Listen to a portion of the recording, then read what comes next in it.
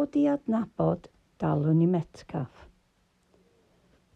Yn Nyffryn Conwy y cefais fy magu, yn un o 3 o blant i Met a Meryl Metcalfe. Elystan ydy'r hynaf, Elgan ydy'r ieuangaf, a finna yn y canol. Mae'n cartref yn Llanrhychwyn, dafliad carreg o'r hen eglwys yn Afol, a ddim ymhell o Lyn Geirionydd. Mi gawson ni blentyndod hynod o braf, a rhyddid i grwydro a nofio o fore gwynt a nos. Ar ôl gadael ysgol Dyffryn Conwy, mi es i brifysgol Aberystwyth, a threirio 2 blynedd hapus yn astudio drama, cymdeithasu a gwneud ffrindiau oes. Wedyn, ei throi hi am Gaerdydd. Mi ddechreuais i fel ciw newyddiadurwr gyda'r BBC yn cyflwyno, isolygu a chynhyrchu, a chael profiadau a fforddiant amhrisiadwy.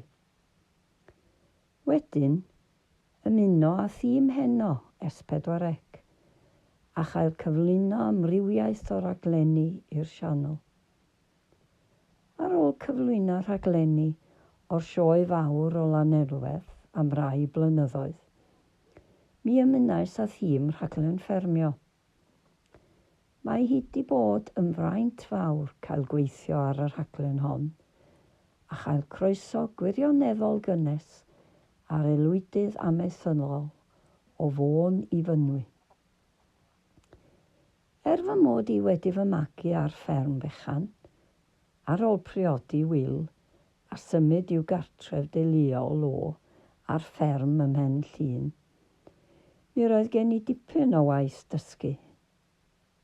Rydyn ni'n byw yma yn Hydweiliog ers 10 bellach, ac yma da ni wedi magu ein 5 plentyn, Ifan, Lili, Robin, Nancy a Wil Wmffra. Rydyn ni'n byw reit wrth y môr, ac mae bwrw'r tonnau a blas yr heli wedi fy hudo'n llwyr. Yma ger llwybr yr afordir mae cwt tatws.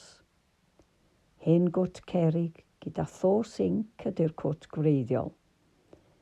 Mi gafodd ei adeiladu rai canrifoedd yn ôl, ac mae yna dipyn o hanes i'r lle.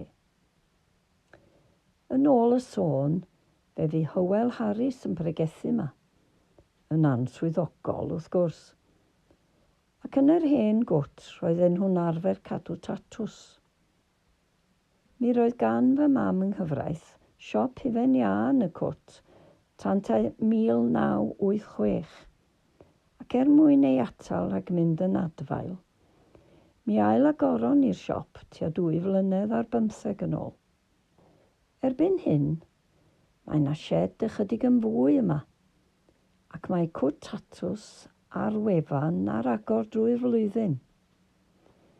Da ni'n gwerthu dilladau, esgidiau, dodrefn, ategolion i'r cartref, ac mae yna ddigon o le i rywun gael paned a thamau di fwyta o flaen tanllwyth o dan.